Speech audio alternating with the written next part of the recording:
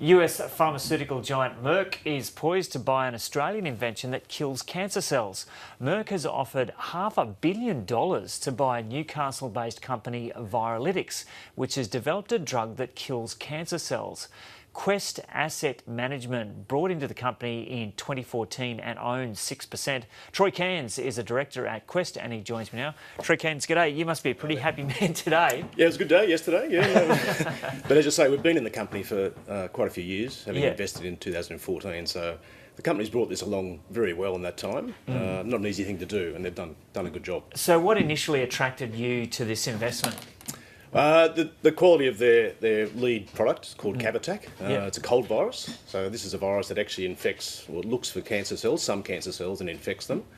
And the good thing about that throws up those cancer cells to the immune system. So then the immune system can get involved and start fighting the cancer cells as well. And so you decided to invest 3 years ago.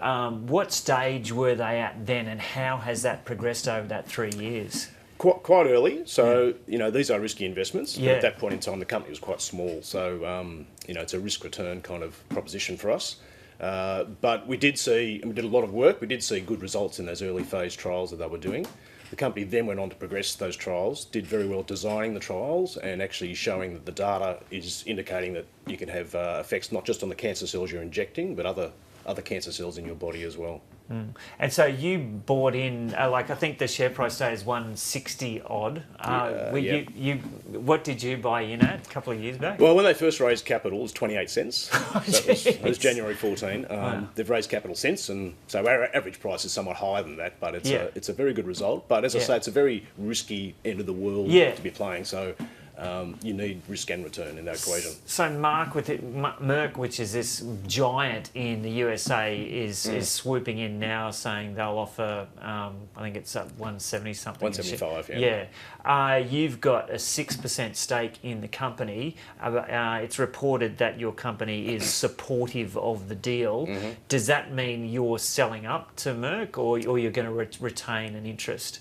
No, it's a scheme of arrangement, so that's where Merck are looking to acquire the whole company, and that will go through the normal procedural processes, which will result in a vote, and if that goes through, then the whole company will be sold to Merck. Yeah, and so are you reticent to let go of that investment, having good question. Having looked at it early and seen the potential, and you've benefited from that potential? Do you really want to let it go? It's a good question. I think Merck are getting a good deal. I think actually ultimately in their hands, this could be a very important drug that combines nicely with their other drugs. It's a very big space. We're looking at some estimates of $30 to $40 billion of sales in the space that we're talking about here, immuno-oncology, which is a very big burgeoning part of the cancer treatment market. I think in Merck's hands, this potentially is going to be very valuable. But having said that, there's still a lot of proving up to be done, and Merck, I think, are best placed to do that. So, what's the right price? It's not easy in this space to get the right price, but that seems to us a pretty good deal. Yeah. And how great is this to have a really positive Australian story in the biotech industry? And tell us a bit about the Australian biotech industry and what's happening on that front generally, because presumably you've looked at a couple of other investments in that field. Yes. Because you come from a vet background? Yes, actually, I trained as a veterinarian, and the CEO, coincidentally, of Viralytics is also a veterinarian, which is just a sort of coincidence, I guess.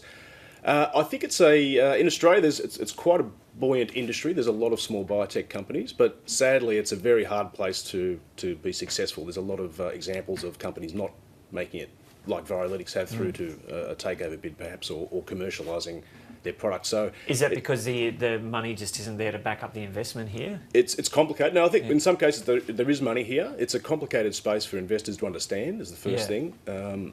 Companies need to raise capital regularly, so they need to be able to bring shareholders along, and there's a lot of other competing interests for the investment dollar. So, companies have to do a very good job to get to the successful end of the spectrum. And if you're able to spot this one 3 years ago, have you got any tips on companies that are looking good today? Troy Cairns, thanks so much for coming in and having a chat to us. Cheers.